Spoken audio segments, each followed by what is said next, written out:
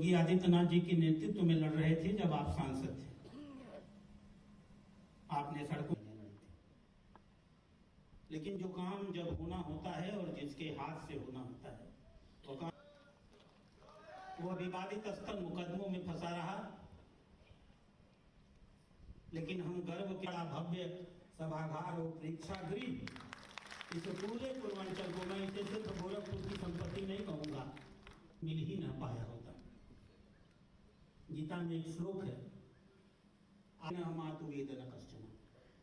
कुछ लोग आश्चर्य के साथ देख रहे हैं इस परीक्षा। न जाने आपके हाथ में कौन सा जादू था, जहां 3000 4000 बच्चे हमेशा मरा के पीछे 4000 बच्चे विकलांग हुआ करते थे। हम गर्व के साथ कह सकते हैं पिछले 4 साल में एंकेफेलाइटिस के नाते हुई। और सिर्फ गोरखपुर का विकास किया है आपने, ऐसा नहीं। और आज हम गर्व के साथ कह सकते हैं कि पूरे देश के सभी राज्यों में वो उत्तर प्रदेश जो बीमारू प्रदेश के रूप में जाना जाता था, बहुत पिछड़ा प्रदेश, जब व्यक्ति प्रतिमा की आय हो चुकी है। हम लोग जब शुरुआत में विधानसभा में गए थे तो हमने बजट प्रस्तुत किया, 5,50,000 करोड़ रुपए का बजट, इसके बजट को प्रस्तुत किया है योगी आदित्यनाथ जी। सिर्फ भौतिक विकास नहीं हुआ, सिर्फ गोरखपुर का विकास नहीं हुआ, पूरे प्रदेश का विकास हुआ है।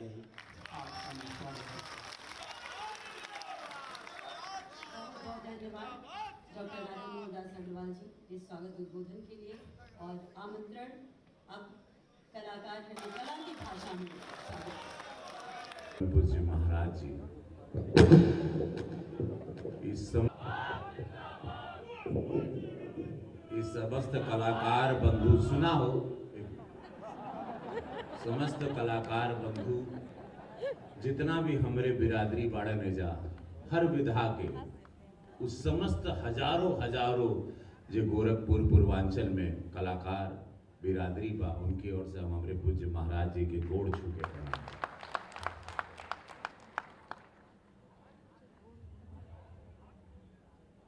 सांसद राज्यसभा श्री जयप्रकाश निषाद जी के धन्यवाद दे। ओकरे पहले विशिष्ट अतिथि आयल बाड़न कृषि मंत्री, शिक्षा मंत्री कृषि में श्री प्रताप शाही जी के नमस्कार करब। सांसद बांसगांव कमलेश पासवान जी, माननीय विधायक गोरखपुर शहर श्री राधा मोहन दास अग्रवाल जी, प्रमुख सचिव संस्कृति पर्यटन मुकेश मेश्राम जी, आयुक्त गोरखपुर मंडल जयंत नगरीकर जी, विधायक कैंपियरगंज के श्री माननीय फतेह बहादुर जी, माननीय विधायक गोरखपुर ग्रामीण श्री विपिन सिंह जी, माननीय विधायक पिपराई श्री महेंद्रपाल सिंह जी, माननीय विधायक चौरी चौरा श्रीमती संगीता यादव जी, माननीय विधायक सजनवा श्री शीतल पांडे जी, माननीय विधायक मांसगांव विमलेश पासवान जी, माननीय खजनी विधायक संत प्रसाद जी, पुष्पदत्त जैन जी और मंचासीन सभी लोगन के जो मंच पे बैठल बाड़न, सारे प्रमुख लोगों को मेरा प्रणाम। बहुत ही इमोशनल मोमेंट है ये। 1975 से महाराज जी कलाकार अपनी पहचान यहाँ खोज रहा था। 1975 से रंगकर्मी लोग अपना एक स्थान खोज रहे थे। देखिए, कला ही मेरा जीवन रहा है। कला माँ भगवती की कृपा रहती है, कलाकार पे माँ सरस्वती की कृपा होती है, पूरा देश उसको फिर प्यार करता है, आत्मसात होता है। कलाकार एक जीवन में कई रूप जीता है, बड़ा भावुक भी होता है, तभी वो सब सारे रूप में आ सकता है। वो राम भी बनता है, रावण भी बनता है, सीता भी बनता है। तो कलाकार के अनगिनत रूप होते हैं और कला एक ऐसा माध्यम है इस देश में, भारत में, विश्व में, जहाँ पे हमारे सुख दुख को हरता है कलाकार। जब आप दुखी रहते हो तो कोई सिनेमा लगा देते हो, हमको देखने लगते हो, हमारे गाने सुनने लगते हो। खुश होते हो तो परिवार के साथ चला हो रवि भैया का पिक्चर देखा जाए, चला हो ये देखा जाए। अनगिनत आपने मुझे 650 फिल्मों में आज तक देखा, मेरे बहुत रूप देखे, आप लोगों से कुछ छिपा नहीं। पूज्य महाराज जी का आशीर्वाद है, आज हम आप लोगों के समक्ष दो शब्द बोले का हमार कुवत भई कि हमके पूज्य महाराज जी के गद्दी पे अपन खड़ाऊ रखे का मौका मिला। और कबो सोचले नहीं रहे कि प्रेक्षागृह बनी कलाकार बंधु लोगों के, कलाकार यहाँ पर परफॉर्म करेगा, कलाकार जिएगा ये भव्य नुमा एयर कंडीशन, ये जब कर्टन खुली, क्योंकि मैं रंगमंच का कलाकार हूं, मैं जानता हूं रंगमंच के पावर को। मैं जानता हूं कि जब मैं यहां पर बोलूंगा सर्वे भितु सर्वा भितु जीवन भितु मृत्यु भितु दाता तू विधाता तू देता तू लेता तू सत्य तू असत्य हम भगवान तू मनुष्य हम शिव तू सुंदर तू शक्ति तू, और जब एक तांडव हो यार, और जब एक तांडव हो यार, तो सोचिए मेरा गोरखपुर कितना मदमस्त हो जाएगा और उनके दुख को एक कलाकार इसी मंच से हर के चला जाएगा। सोचिए यहीं पर से कलाकार रवि किशन बनेगा, यहीं से कलाकार अनगिनत नाम करेंगे, देश में जाएंगे मेरे रंगकर्मी, और अद्भुत कलाकार हैं महाराज जी। यहां पर चौरी चौरा का नाटक भैरल महाराज जी, विदेशिया नाटक, अरे वाह क्या परफॉर्मेंस थे सब यहां। पहली बार के महाराज जी हर आजकल शूटिंग होने लगल आपके कृपा से। इस वक्त हम महाराज जी आपसे बतियावत है, 80 फिल्मों की शूटिंग उत्तर प्रदेश में हो रही है। 80 फिल्मों की शूटिंग, एक फिल्म की शूटिंग मतलब उस क्षेत्र को 1 करोड़ रुपया मिनिमम मिलता है। अगर हिंदी फिल्म की शूटिंग होती तो 10 से 12 करोड़ रुपया प्रोड्यूसर उस क्षेत्र में गिरा के जाता है। होटल के माध्यम से डीजल पेट्रोल, कलाकार लोकल लोगों को खाना पीना अनाज कुल वहर से खरीदाला, कुल सामान वहर से खरीदी। आज आप लोग यहाँ शूटिंग देख रहे हो, यहीं पे आप देख रहे हो निरहुआ को नाचते हो, वहीं देख रहे हो आप पवन सिंह को नाचते हो, वहीं देख रहे हो रवि किशन को कुसमी जंगल में डायलॉग बोलते हुए। कबो केहू सोचले रहे? तो ये भव्य मौका है, ये मंच के देखिए ये पूजा जाता है। ये जगह हम जब कलाकार आते हैं ना तो ऐसे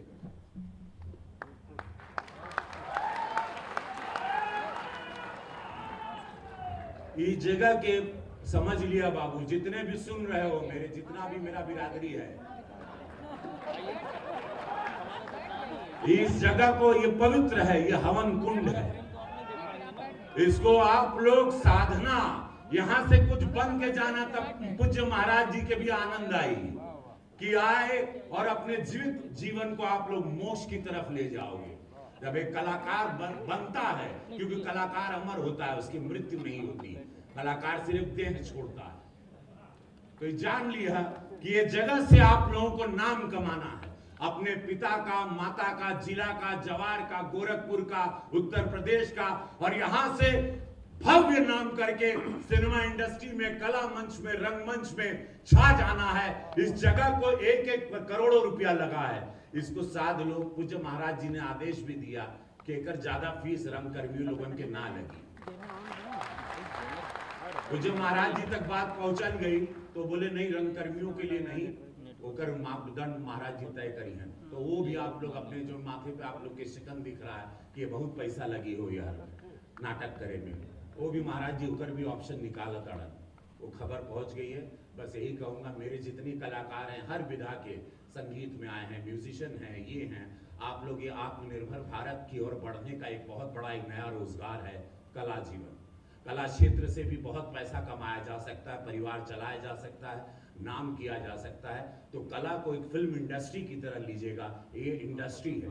और महाराज जी जैसे फिल्म सिटी अब यहाँ बना रहे हैं, जैसे गोरखपुर में अभी भोजपुरी इंडस्ट्री की स्थापना होती जा रही है, आप लोग देख रहे हैं। पूरा पूर्वांचल आप फिल्म सिटी, अक्षय कुमार वहाँ अयोध्या में राम सेतु की शूटिंग कर रहे हैं, परसों महाराज जी का आशीर्वाद लेके गए अक्षय कुमार। तो ये आप लोग देखिए, कला में आप लोग तैयार रखिए। मैंने तपस्या की, तब किया, कई साल रंगमंच किया, अपने आप को साधा, तब जाके हमको देश ने प्यार किया। तब आप लोग मुझे एज एन एक्टर प्यार करते। तो बहुत तपस्या करनी पड़ती, बहुत मेहनत करना, रियाज करना, इसको सीरियसली लेना, इसको मजाक नहीं लेना। अपने जीवन में एक नया रोजगार आया है, इतना भव्य प्रेक्षागृह और मुक्ता काशी वहां मिल गया आपको। ये पूज्य महाराज जी के आज हम चाहब एक हमारे महाराज जी खातिर गड़गड़ा के ताली होनी चाहिए। बोला नमः पारे भारत माता की, नाभि से आवाज आए कि चाहे कैसा माता की वंदे वंदे। गुरु गोरक्षनाथ महाराज की जय, पूज्य महाराज की जय। गंभीर बाबा के नाम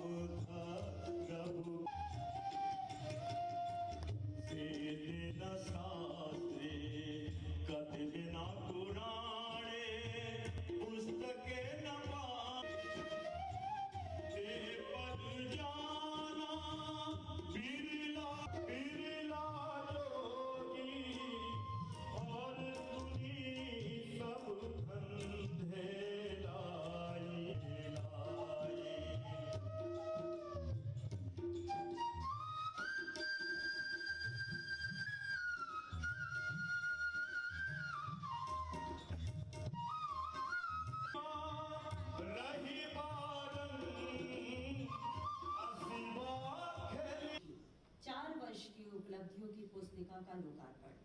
मैं माननीय मुख्य लोकार्पण आज इस प्रेक्षागृह के लोकार्पण के अवसर पर करें।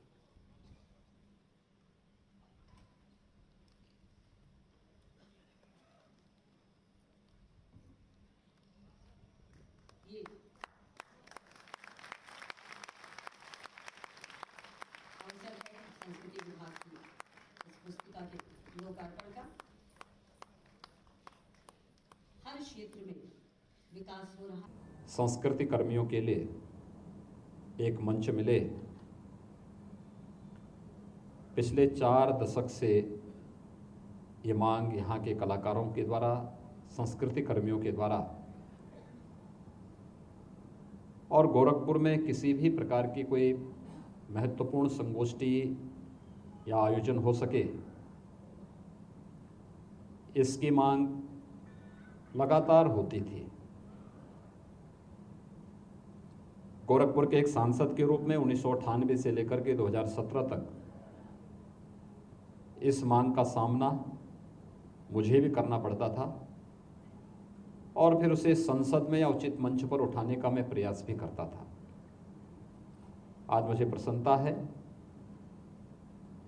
कि गोरखपुर वासियों को, पूर्वांचल वासियों को इस रामगढ़ ताल के तट पर अत्याधुनिक प्रेक्षागृह और सांस्कृतिक केंद्र आज मुझे समर्पित करते हुए अत्यंत प्रसन्नता की अनुभूति हो रही है। मैं आप सबको इसके लिए हृदय से बधाई देता हूं, आप सबके प्रति अपनी शुभकामनाएं व्यक्त करता हूं। इस केंद्र को हम लोगों ने समर्पित किया है 19वीं सदी के उत्तरार्ध में गोरखपुर के ही बहुत सिद्ध योगी बाबा गंभीरनाथ जी को। योगीराज बाबा गंभीरनाथ जी के बारे में कहा जाता था कि वह अपने समय के बहुत सिद्ध योगी रहे हैं। उन्होंने अपनी साधना का एक लंबा समय अपनी कर्म भूमि के रूप में, अपनी साधना भूमि के रूप में, अपनी गुरु भूमि के रूप में गोरखपुर को चुना। लेकिन साथ साथ उन्होंने अपनी साधना का एक लंबा समय गया में भी व्यतीत किया था। कपिलधारा पहाड़ी गया में कहते हैं कि जब बाबा गंभीरनाथ जी अपनी वीणा बजाते थे तो वहाँ के जितने भी सिद्ध थे, जितने भी अन्य वहाँ पे साधक थे और जितने भी उस क्षेत्र के अन्य जंगल के पशु पक्षियाँ थी, रात्रि में उनके इर्द गिर्द आकर के उनकी वीणा को सुनने के लिए मजबूर हो जाते थे और उसमें लीन हो जाते थे। और इसीलिए एक सिद्ध योगी और अपनी सिद्धि की पराकाष्ठा में पहुंचे हुए योगी के साथ ही जिन्होंने कला की साधना को भी महत्व दिया हो उस कालखंड में, उनको समर्पित यह प्रेक्षागृह और यह सांस्कृतिक केंद्र गोरखपुर वासियों को बाबा गंभीरनाथ जी के प्रति सादर नमन है और कृतज्ञता है। इसमें मुख्य रूप से ये मेन ऑडिटोरियम है जिसमें लगभग 1100 दर्शक एक साथ बैठ सकते हैं, लेकिन इसके साथ ही इसमें कुछ अन्य सुविधाएं भी हैं। खासतौर पर एक मिनी ऑडिटोरियम है जिसमें 250 दर्शकों के लिए अलग से भी एक यहाँ पे रंगाश्रम के कार्यक्रम हर सप्ताह चलते हैं, उन कार्यक्रमों के लिए 250 लोगों के बैठने के लिए एक अलग से वहाँ पर एक व्यवस्था बनाई गई है। 80 सीट का एक मीडिया सेंटर भी यहाँ पर है जो कॉन्फ्रेंस रूम के रूप में है और एक 46 सीटर कॉन्फ्रेंस हॉल अतिरिक्त है। यानी ये सुविधा इस योगीराज बाबा गंभीरनाथ प्रेक्षागृह और सांस्कृतिक केंद्र के साथ जोड़ करके हम लोग यहाँ गोरखपुर वासियों को, पूर्वांचल वासियों के सार्वजनिक कार्यक्रमों के लिए, यहाँ पर आयोजित होने वाली किसी भी राष्ट्रीय और अंतर्राष्ट्रीय स्तर की संगोष्ठी के लिए और यहाँ पर चलने वाले कला प्रेमियों के विभिन्न प्रकार के सांस्कृतिक कार्यक्रमों के दृष्टि से यहाँ पर ये सभी सुविधाएं उपलब्ध कराया जा रहा है। सरकार आपको सुविधा उपलब्ध करा सकती है, उस सुविधा को हम बेहतर तरीके से बना करके रख सकें और उसको आने वाली पीढ़ी को उसी रूप में सजो करके दे सके, ये जिम्मेदारी भी वर्तमान पीढ़ी की होनी चाहिए। ये कार्य गोरखपुर में पहले भी हो सकता था, लेकिन नकारात्मक सोच जब आती है, हर कार्य में विघ्न और बाधाएं खड़ी करती है। और ये विघ्न बाधा 1985-86 में भी गोरखपुर में एक प्रेक्षागृह के निर्माण के कार्य को स्वर्गीय वीर बहादुर सिंह जी ने प्रारंभ किया था, लेकिन वही नकारात्मक ताकतें फिर उसमें विघ्न बाधा खड़ी करके उसको पूरा नहीं होने दी, अधूरा पड़ा है आज भी। एक समय ऐसा भी आया जब वहां पे कुछ लोगों ने उस जमीन पर ही कब्जा करना प्रारंभ कर दिया था। हम लोगों ने एक लड़ाई लड़ी उस समय। आज वो फिर से प्रदेश सरकार के पक्ष में आ चुका है, लेकिन हम लोगों ने बिना किसी इंतजार किए उससे अच्छा लोकेशन देंगे जहां पे पार्किंग की भी सुविधा हो सके, लोग आ जा सकें, सुरक्षित माहौल में कार्यक्रम कर सकें। इस समय आप देखते होंगे रामगढ़ ताल पर्यटन के साथ साथ महानगर वासियों के लिए, पूर्वांचल वासियों के लिए एक बहुत बड़ा अच्छा स्पॉट बना है। एक तो पर्याप्त पार्किंग का स्पेस यहाँ पे आपको मिलेगा, चंपा देवी पार्क में, महंत दिग्विजयनाथ पार्क में, ये व्यापक सुविधाएं हैं। अभी हम लोग अगले सप्ताह ही गोरखपुर के जू का भी उद्घाटन करने जा रहे हैं। मैं आपको बताने तैयार कर रखने को तैयार हो जाइए।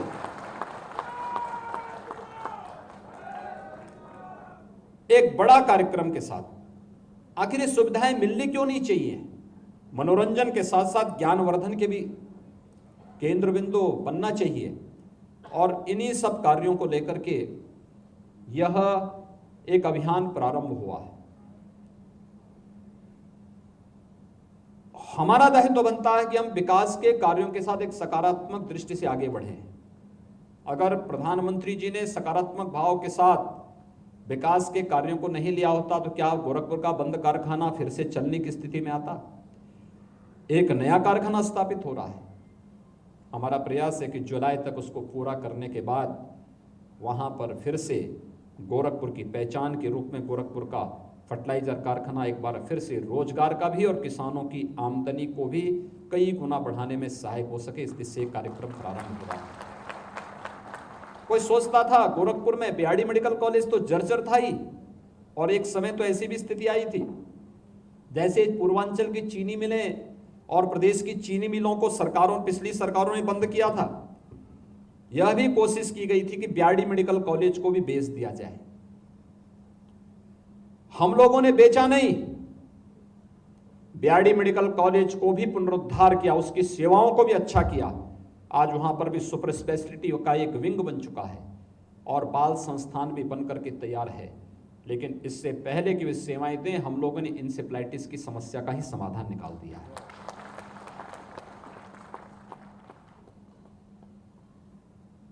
इंसेफ्लाइटिस से हजारों मौतें होती थी पूर्वी उत्तर प्रदेश में, लेकिन ये हमारे लिए राजनीतिक मुद्दा नहीं था, ये हमारे लिए जीवन मरण का प्रश्न था कि हमें इस बीमारी से जूझना है, इसका समाधान निकालना है। और मुझे प्रसन्नता है कि प्रदेश सरकार, केंद्र सरकार ने मिलकर के जनता जनार्दन के सहयोग से, जनप्रतिनिधियों के योगदान से आज इंसेफ्लाइटिस को हम समाप्ति के कगार पर ले जाने में सफल हुए हैं। लेकिन हमें अभी सतर्कता की आवश्यकता है, सावधानी और सतर्कता सदैव बनी रहनी चाहिए। कहते हैं ना, बाढ़ के पानी से, आग से और बीमारी से कभी मजाक नहीं करना चाहिए, उसको मजाक में भी नहीं लेना चाहिए, हल्के में नहीं लेना चाहिए। पूरी सावधानी और सतर्कता के साथ जब हम आगे बढ़ेंगे, इंसेफ्लाइटिस की समस्या का समाधान भी होगा। लेकिन साथ साथ गोरखपुर में एम्स का निर्माण भी प्रधानमंत्री जी के विजन के कारण आज गोरखपुर में एम्स भी बन करके खड़ा हो चुका है। आप जाते होंगे जब एयरपोर्ट की तरफ, देवरिया की तरफ जाते होंगे, कुशीनगर की तरफ जब जाते होंगे, तो आपका सामना सबसे पहले गोरखपुर के विकास के प्रतीक गोरखपुर एम्स से होती है। ये एम्स हमारे विकास का प्रतीक भी है, देश की सकारात्मक सोच का प्रतीक भी है, पूर्वांचल वासियों को अंतर्राष्ट्रीय मानक की बेहतर स्वास्थ्य सुविधा प्रदान करने का केंद्र बिंदु भी है। और हर प्रकार की सम विषम परिस्थितियों से जूझने की एक नई प्रेरणा देने वाला केंद्र भी है, और वह आज एम्स के रूप में है। यही रामगढ़ ताल, गोरखपुर की पूरी गंदगी यहीं आती थी, और अगर किसी को किसी की हत्या करनी होती तो यहीं मार के फेंकता था, कोई आता भी नहीं था। एक गंदगी का अड्डा भी बना हुआ था। आज आप देख रहे होंगे बोटिंग के साथ जाकर के घूमने के लिए जाते हैं। रवि किशन जी शूटिंग कर रहे हैं, कालीबाड़ी के बाबा जी उनकी फिल्मों का मुहूर्त करते हैं। वे अगर बाबा उनकी फिल्मों का मुहूर्त न करें तो फिल्म उनकी सुपरहिट कैसे होंगी? वो अलग विषय है कि मुनाफा हुआ के लिए कमाते होंगे, लेकिन ये कार्य धीरे धीरे करके आगे बढ़ते जा रहे हैं। सोच है, पिछली सरकारों की सोच नकारात्मक थी तो ये केंद्र अपराध के अड्डे थे, अराजकता और अव्यवस्था के अड्डे थे। सरकार की सोच सकारात्मक हुई तो वही टूरिस्ट का एक बेहतर स्पॉट बन गया है। लोग परिवार के साथ आकर के वहां पर आज अपना समय व्यतीत करते हैं।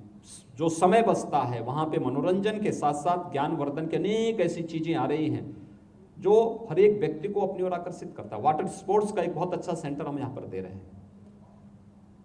यहां के नौजवानों का एक मंच मिलेगा, कलाकारों के लिए भी और खिलाड़ियों के लिए भी। ये सोच, सकारात्मक सोच हर एक व्यक्ति को पैदा करना होगा, और इसीलिए मैंने आपसे कहा कि सरकार तो बना सकती है, बनाने के लिए धन दे सकती है, लेकिन उसको बनाए रखना।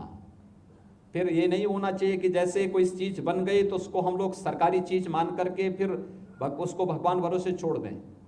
आया, किसी ने कुर्सी तोड़ी, किसी ने किसी कोने पे थूका, किसी ने कोई कुर्सी उखाड़ करके, पता लगा मौका मिला तो उठा करके लेके चलने लग गया, किसी को मौका मिला कोई और चीज तरीके से गंदा किया। ये नहीं होना चाहिए, किसी भी स्थिति में नहीं होना चाहिए। ये पैसा सरकार दे रही है, लेकिन सरकार का पैसा ये किसी की बपौती नहीं होती है, जनता का ही पैसा होता है, याद रखना। ये जनता का पैसा है, और प्रदेश की 24 करोड़ जनता का ये पैसा, इस पर प्रदेश की 24 करोड़ जनता का अधिकार होना ही चाहिए। और इसलिए सार्वजनिक संपत्ति हमारी अपनी संपत्ति है, और इस संपत्ति को हर हाल में सुरक्षा करना ये हमारा दायित्व बनता है। तब हम अपने सार्वजनिक कार्यक्रमों को, विकास की गोष्ठियों को, कभी हमने पूर्वी उत्तर प्रदेश के विकास को लेकर कोई गोष्ठी की, कभी यहाँ पर किसी अंतर्राष्ट्रीय स्तर पर गोरखपुर विश्वविद्यालय में कल से नाथ पंथ पर एक बहुत अंतर्राष्ट्रीय संगोष्ठी चल रही है, 3 दिवसीय संगोष्ठी चल रही है।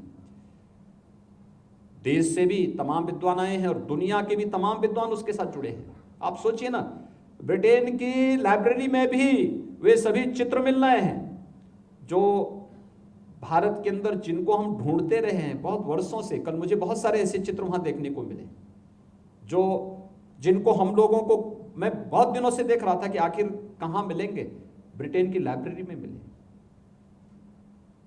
उस गोष्ठी के माध्यम से सारी चीजें आएंगी। और आज तो टेक्नोलॉजी ने इतना आसान कर दिया है हम सबका मार्ग कि हम लोग गोरखपुर में भी, गोरखपुर के बच्चों को भी, गोरखपुर के भी बालक बालिकाओं को भी हम वो सब ज्ञान दे सकते हैं जो दुनिया के अंदर किसी भी बड़े संस्थान में दिया जा सकता है, और उसके केंद्र बिंदु बनने चाहिए इस प्रकार के प्रेक्षागृह और सांस्कृतिक केंद्रों को या उच्च शिक्षा के केंद्रों को।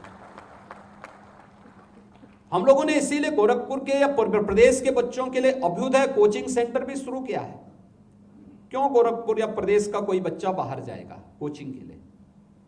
आखिर कोचिंग, उसको किसी प्रतियोगी परीक्षा की तैयारी करनी हो, उसको किसी सेवा के साथ जुड़ना है, तो आखिर उस सेवा से जो अधिकारी अभी नए जुड़े हैं, जिन्होंने उस परीक्षा को सफलतापूर्वक पास किया है, अगर वह उसको गाइड करे तो वो ज्यादा अच्छा गाइड कर सकता है, ज्यादा अच्छा बता सकता है। और एक नया कॉन्सेप्ट हम लोगों ने इस फील्ड में दिया है, लोग कैसे अच्छे बढ़ सकते हैं, कैसे आगे बढ़ा सकते हैं। और यही भाव, विकास का यही भाव है जो आज प्रदेश को विकास के पथ पर अग्रसर करने में सफलता प्रदान कर रहा है। भाइयों बहनों, सोच सकारात्मक होती तो सब कुछ संभव है। इस देश की जीडीपी को 10 लाख करोड़ तक पहुंचने में 70 साल लगे, लेकिन 4 वर्ष कायदे से मेहनत हो गई तो वही 10 लाख करोड़ की प्रदेश की जीडीपी को 21 लाख पहुंचने में मात्र 4 साल लगे। हमें दुगने से अधिक समय तक, दुगने से अधिक प्रदेश की जीडीपी को बढ़ाने में मात्र 4 साल लगे। यह मेहनत पहले भी हो सकती थी। एजेंडे में जब विकास हो, एजेंडे में जब जनता जनार्दन की खुशहाली हो, एजेंडे में जब गांव, गरीब, किसान, नौजवान और महिलाओं के हितों के लिए कुछ कार्यक्रमों को ईमानदारी से आगे बढ़ाने का जज्बा हो, ईमानदारी से हर तबके के हितों के लिए कुछ करने का एक भाव हो, और वह भाव व्यक्ति को एक साधना के रूप में लेना पड़ेगा, एक पूजा के रूप में लेना पड़ेगा। जब हम पवित्र भाव के साथ उस कार्यक्रम के साथ जुड़ते हैं तो सफलता जरूर मिलेगी। जब भाव ही कपटपूर्ण हो तो परिणाम भी कपटपूर्ण ही आएंगे।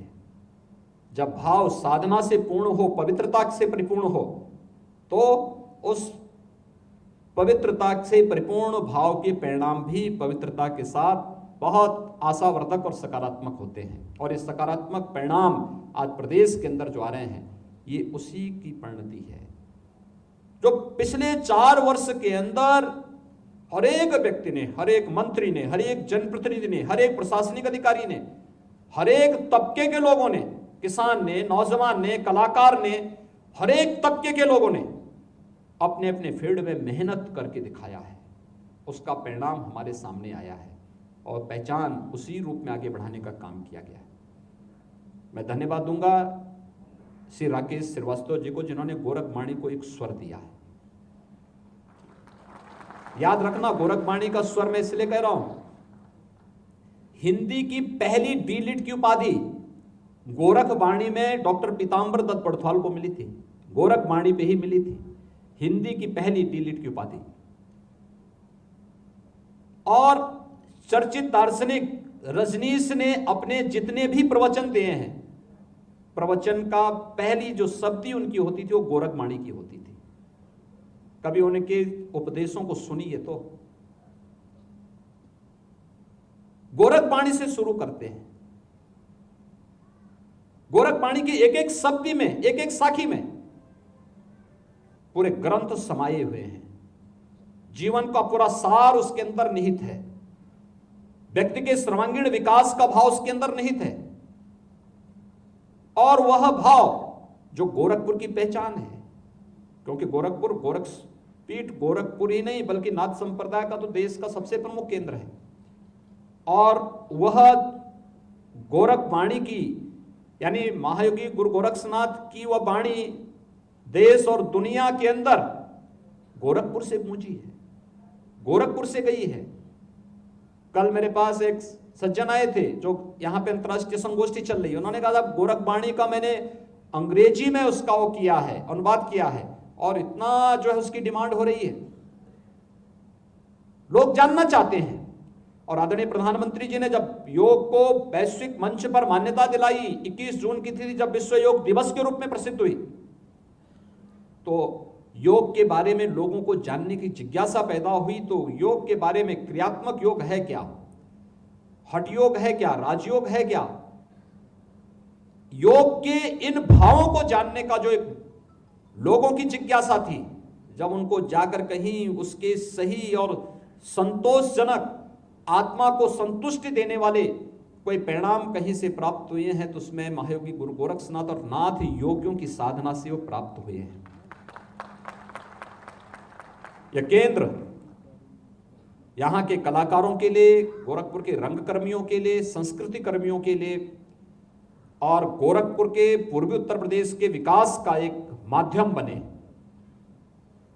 गोरखपुर विकास प्राधिकरण यहां की व्यवस्था का संचालन करेगा, लेकिन यहां पर हर एक तबके के लोगों को अपने साथ जोड़ करके उनके माध्यम से गतिविधियां निरंतर चलती रहनी चाहिए। कुछ ना कुछ कार्यक्रम होते रहने चाहिए, और कार्यक्रम इस रूप में जिसके पीछे अंततः लोक कल्याण का भाव। एक कलाकार जब मंच पे गाता है तो केवल अपनी आत्मा की संतुष्टि के लिए नहीं गाता, उसके पीछे भी लोक कल्याण का भाव होता है।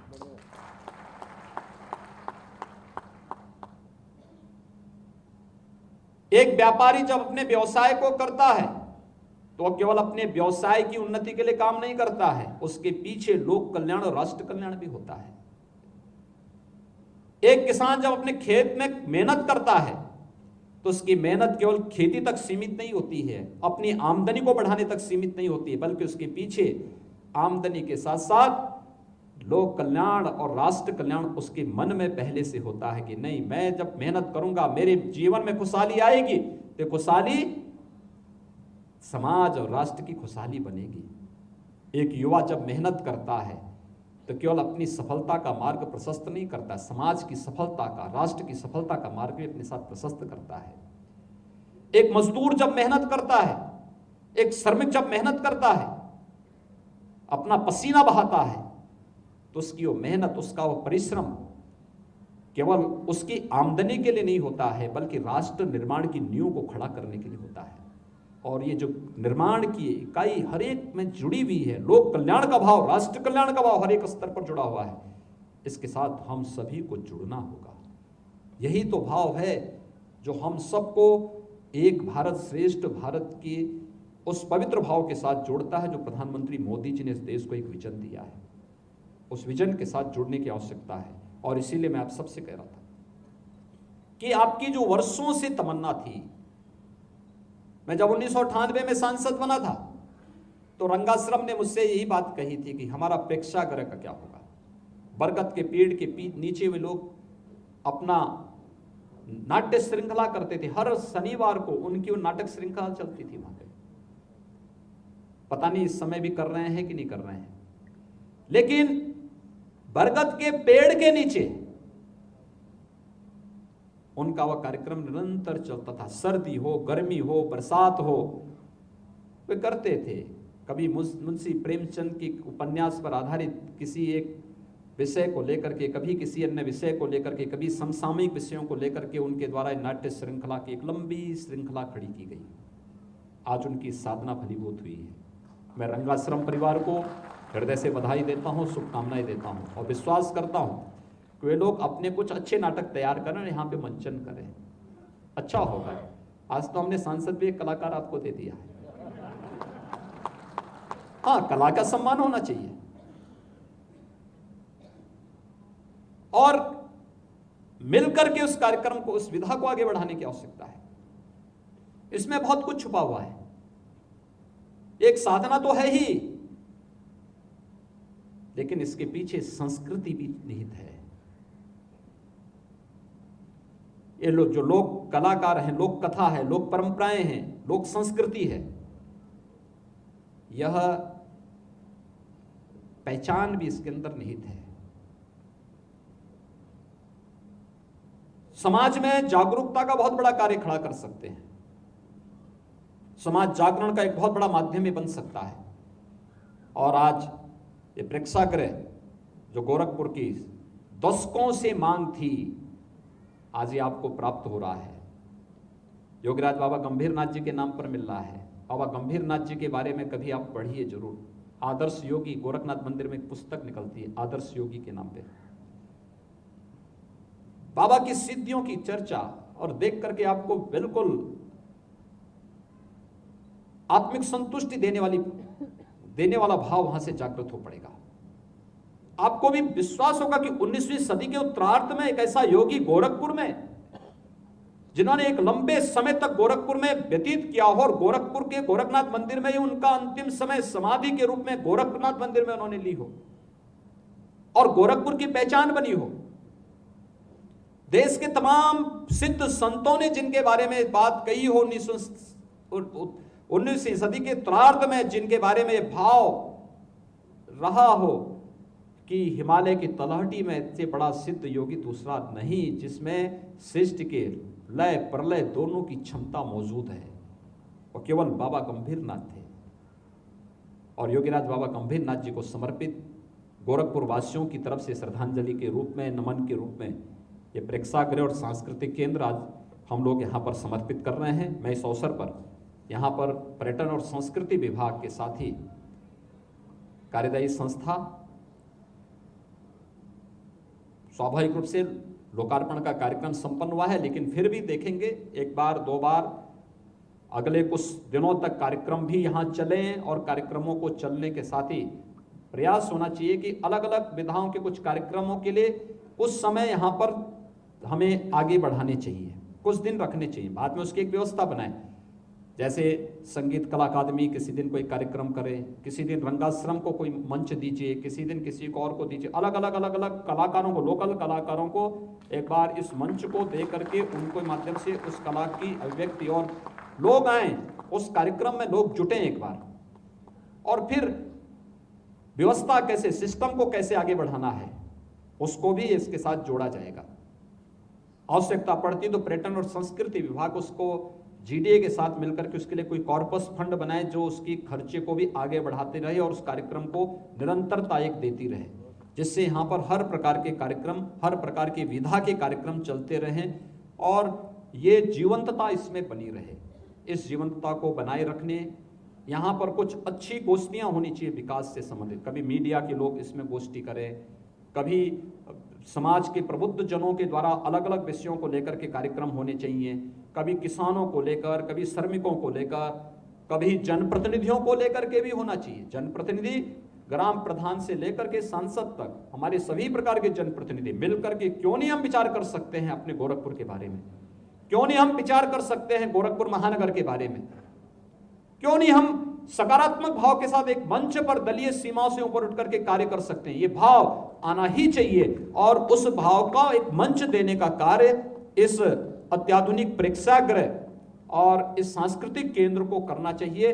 मुझे विश्वास है कि यह योगीराज बाबा गंभीरनाथ जी को समर्पित ये प्रेक्षागृह और सांस्कृतिक केंद्र यहाँ पर गोरखपुर विकास प्राधिकरण और पर्यटन और संस्कृति विभाग के माध्यम से उन लक्ष्यों को जरूर प्राप्त करेगा। एक बार फिर से मैं कार्यदायी संस्था, राजकीय निर्माण निगम और पर्यटन विभाग को हृदय से इसके लिए साधुवाद देते हुए कि समय सीमा के अंदर उन्होंने इस कार्यक्रम को आगे बढ़ा करके आज गोरखपुर वासियों को, पूर्वांचल वासियों को इसे समर्पित कर रहे हैं। मैं गोरखपुर महानगर, जनपद और पूर्वी उत्तर प्रदेश के नागरिकों को एक अत्याधुनिक प्रेक्षागृह प्राप्त होने पर हृदय से आप सबको मैं बधाई देता हूं, होली की अग्रिम शुभकामनाएं भी देता हूं और विश्वास व्यक्त करता हूं कि यहाँ के जो भी यहाँ पर इंफ्रास्ट्रक्चर है, जो सुविधाएं हैं, इसका बेहतर उपयोग हम लोग कर पाएंगे और इसलिए भी कर पाएंगे।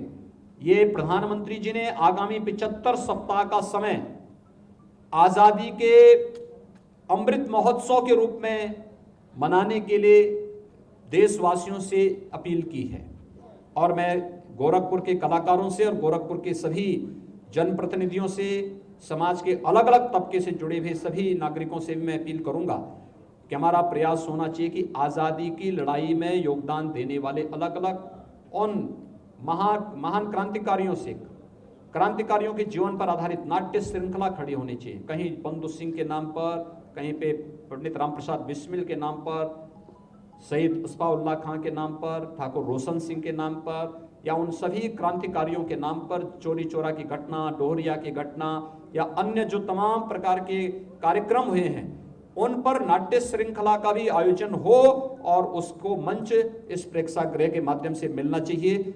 आज के इस अवसर पर एक बार फिर से मैं आप सबको हृदय से बधाई देता हूं, अपनी शुभकामनाएं देता हूं। धन्यवाद। जय हिंद।